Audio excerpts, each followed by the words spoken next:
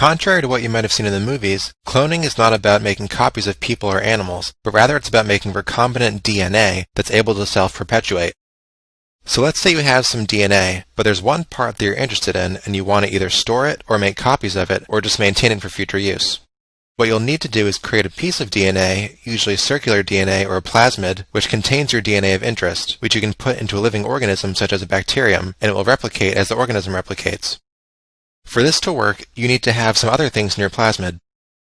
So first of all, it needs to have an origin of replication, since otherwise it won't be able to replicate when the cell divides. What else do we need in the plasmid? Well, one thing we have to be concerned about is that some bacteria might lose the plasmid, and over time those bacteria might take over the culture. So we want to make sure that only bacteria with our plasmid are able to proliferate. We can do this by adding an antibiotic resistance gene to our plasmid, and then we'll only grow the bacteria in media that has an antibiotic. So any bacteria without our plasmid will die. So how do we put this all together? The first step is to isolate the DNA you're trying to clone. One way to do this is by cutting the DNA upstream and downstream from the site you're interested in, using enzymes called restriction enzymes, which can cut the DNA at specific sequences. If the DNA you're interested in happens to be a gene, you can also collect the RNA you're interested in and reverse transcribe it to make the corresponding cDNA. So what's the difference between a cDNA and the original DNA sequence? Since cDNA is made from mRNA, it has no introns. So now we have our DNA of interest. Next, we need a plasmid. Fortunately, we're in the 21st century, and you can just buy a plasmid that already has everything you want in it, like antibiotic resistance regions and the origin of replication, and a bunch of different sites that are targeted by different restriction enzymes, which you can use to cut open the plasmid and insert your sequence. As a flashback to our blotting procedures a few slides ago, do you remember which blotting procedure would allow you to determine which DNA sequence or restriction enzyme can bind to? That would be the southwestern blot, which is used to detect DNA binding proteins. So first, you'll use a restriction enzyme to cut open your plasmid, and then add your DNA of interest to the mix. And what enzyme do you think we can use to seal them together? This would be ligase, just like in regular DNA replication. Then you can use a process called transformation to get this plasmid into a bacteria and then let them divide. So what's the point of cloning? Well, one purpose is to amplify DNA, just like in PCR, which I talked about earlier. So if you clone DNA into bacteria and then let them do what they do best, which is divide, you end up with a lot more copies of DNA than what you started with. Another use is to make a library of all the genes which are expressed in your sample, which is called a cDNA library. In this case, you're not cloning a specific sequence, but instead you're reverse transcribing all of the mRNAs that are present into DNA, and then each bacterium will get one, so your resulting population of bacteria will contain a library of DNA corresponding to all the genes that were expressed. This slide is more relevant to research than clinical practice, but these are still concepts that are good to be familiar with. So here's a question that researchers are investigating all the time. What does a particular gene, which I'll call gene X, do? Or usually the same question is, what is the function of the protein encoded by this gene? And I'm showing gene X as the red spot in these homologous chromosomes. A professor of mine used to use an analogy that to figure out what a window in a house is for, you should throw a rock through it, and then you'll figure out pretty quickly what it does. You can't maintain the temperature of your house, and water gets in when it rains, so these are probably the functions of the window. This is usually a good place to start when investigating what a gene does. Get rid of it and see how it affects the cell or the whole organism. You can either knock out one copy of a gene to see the effects of reduced expression, or knock out both copies and see what happens if you completely are deficient in that gene. A lot of the time, knocking a gene out entirely will be lethal, which prevents you from studying it, so you have to look at a single knockout. The opposite approach would be to add extra copies of the gene and see what that does. There are a few strategies for manipulating gene expression in animal models. A knockout animal is one in which a particular gene has been removed, and similarly, a knock-in animal is one in which a gene has been added.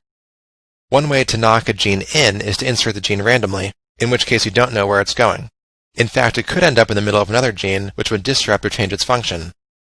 A safer method is called homologous recombination, which is used to target the gene to a specific location. To use homologous recombination, you first have to know where you want to put the gene. So let's say the target region of your genome is represented by these letters, and you want to put the gene right here, between the C and the G.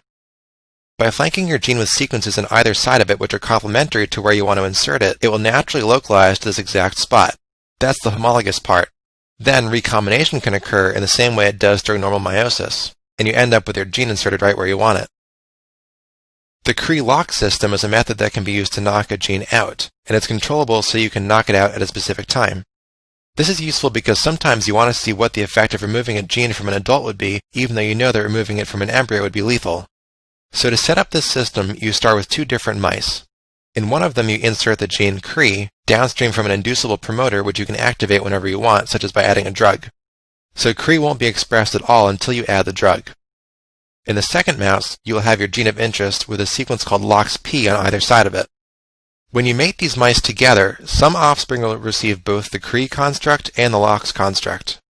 When Cree is expressed, it produces an enzyme that causes recombination between LOXP sites.